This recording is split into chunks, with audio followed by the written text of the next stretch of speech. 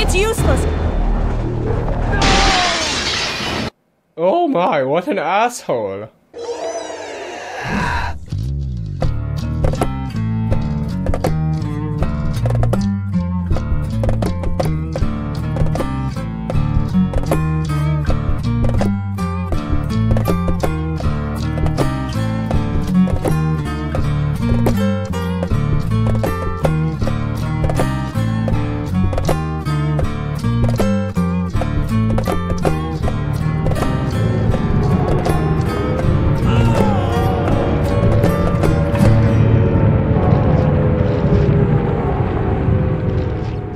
So here we are again. You know the deal, survival horror corner, video games and shit. So continuing from where we left off, we move on to one of the best in this series, mainly because it's so well designed, and I feel this game deserves much more love than it gets. Resident Evil 3 Nemesis was released in 1999 for the PlayStation. It was also released for the PC, Dreamcast, and GameCube. This time the ports aren't so dramatically different. This really took different strides in terms of gameplay and strategy. There's a lot of new mechanics and there's a shit ton where the difficulty lies. This game changed a lot of the tropes found in the series, in a good way though. This time the focus is much more on pure skill and reflexes. First off, ammo. Ammo conservation is like one of the staples of the genre, and this game threw that shit right out the window. It's useless! There is just so much ammo. Ammo is never a problem with this game. Fuck, there's a whole system that revolves around creating it. Now on paper that sounds fucking absurd for a survival horror game, but it's actually well used. There are 3 different types of gunpowder, A, B, and C. You mix these in different combinations to create new and more powerful ammo. Don't get me wrong, the abundance of ammo makes this game a lot easier and much less scary, but they do a good amount to mitigate this. Some of the biggest changes are the amount of enemies and their aggressiveness. There are a lot more enemies here. Like in Resident Evil 1 and 2, they had like max 5 zombies on screen. Here I've seen upward to 8, and sometimes avoiding them just isn't optimal. There are more fast enemies. Some zombies move fast as shit and will chase you like a motherfucker.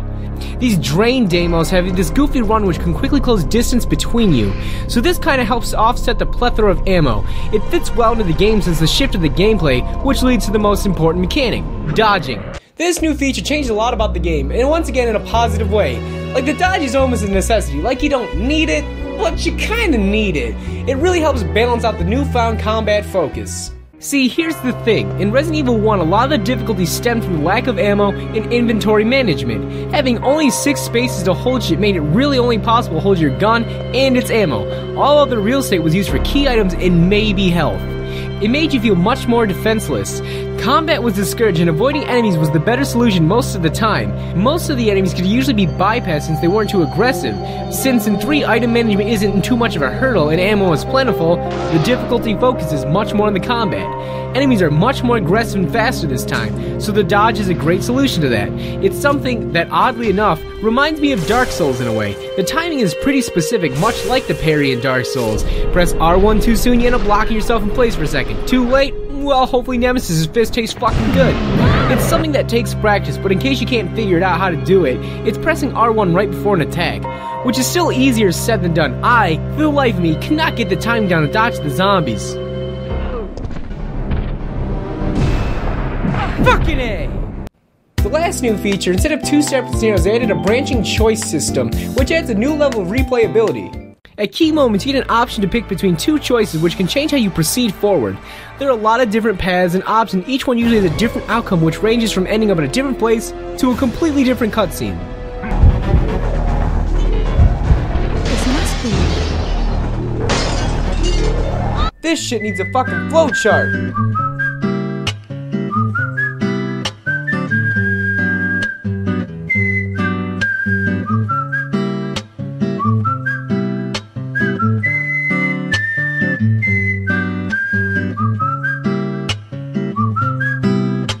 This game has the best controls of the series. Jill runs at the perfect speed, but wait, what's this? Oh sweet Jesus, it's fucking beautiful.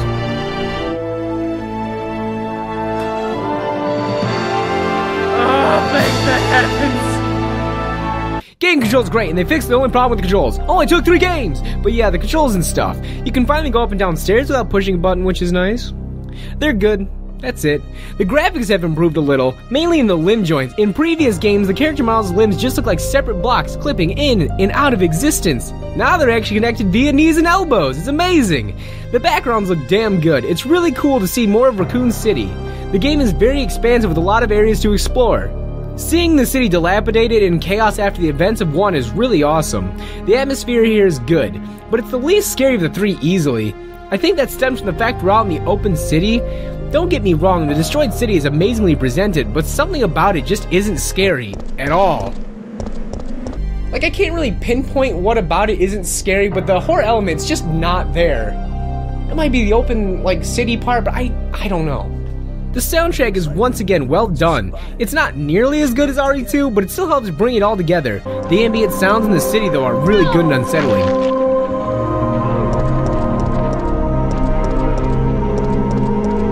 One thing I want to mention real quick is the start of the game. It's really weak. Like, you're blasted out of a store, and at first it reminds me of RE2, but then a single zombie blocks your path.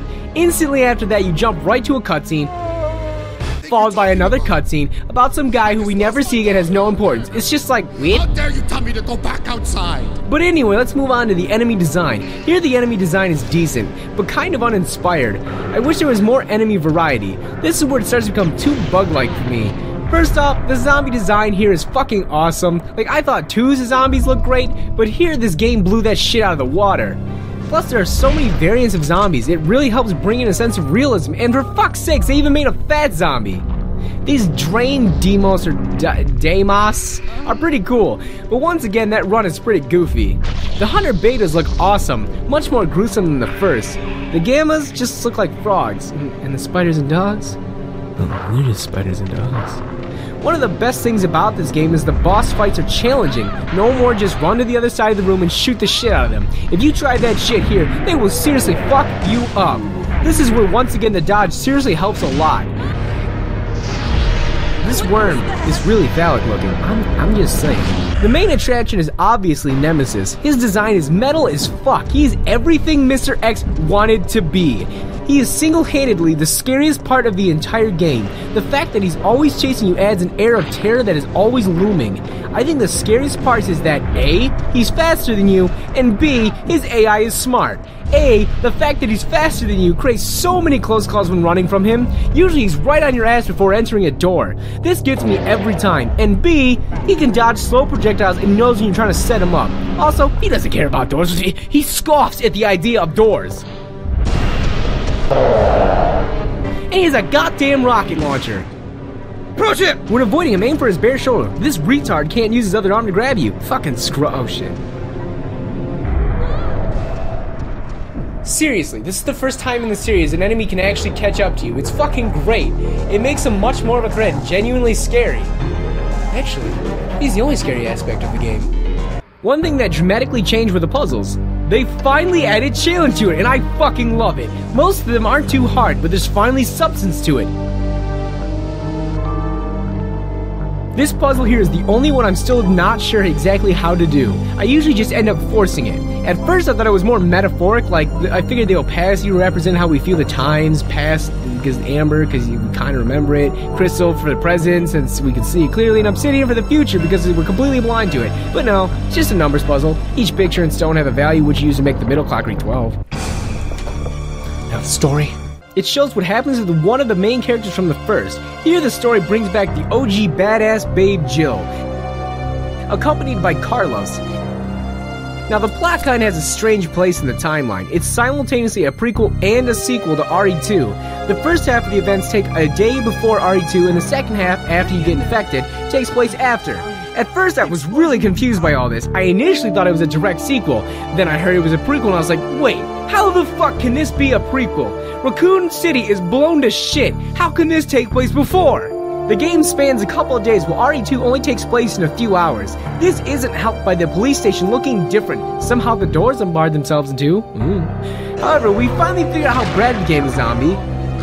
After you figured it all out, it's actually a really cool concept. The story is about how Jill is trying to escape Raccoon City. Umbrella sends in mercenaries to save the civilians, collect data about the monsters and shit, and sends in Nemesis to kill off the remaining star members. In a final stand, they just blow the city up.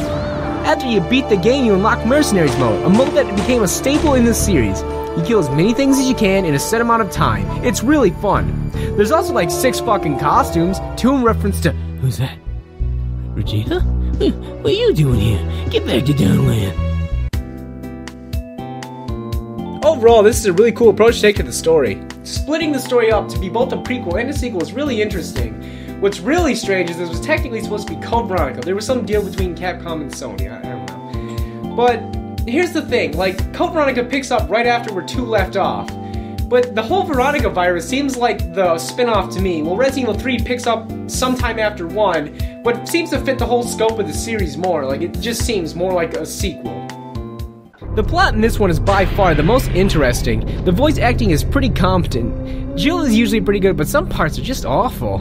Oh, this looks bad. You don't seem to understand something. The campiness is still here in all its glory. I have to ask you something. I know. You want to ask me out? All the foxy ladies love my accent. It drives them crazy. You want stars? I'll give you stars. This part is just too ridiculous. I'm flabbergasted that they even thought at one point that that was totally okay. Shit's still funny though. Now fortunately, Capcom stopped fucking around and didn't release a shit ton of versions of this game, all with their own little nuances. The PC, Dreamcast, and GameCube ports are all the same in terms of content. The only difference is a somewhat improved graphics. That and the PC and Dreamcast versions have the costumes and mercenaries unlocked right from the start. So hopefully I've shed some light on this often overlooked entry into the series. This game has a lot of smart design choices. From the more aggressive enemies, the harder puzzles, the dodging, Nemesis shit. My only gripe is the lack of horror here. Sure, the atmosphere is heavy, but it's just not scary. That and the uninspired enemy design. Other than that, everything else is improved upon, making it a total blast to play, easily making it one of the best in the series. If you're a fan of Resident Evil and you haven't played much of this game, you're doing yourself a really big disservice. So next time on the Survival Horror Corner, we finally get to the magnum opus.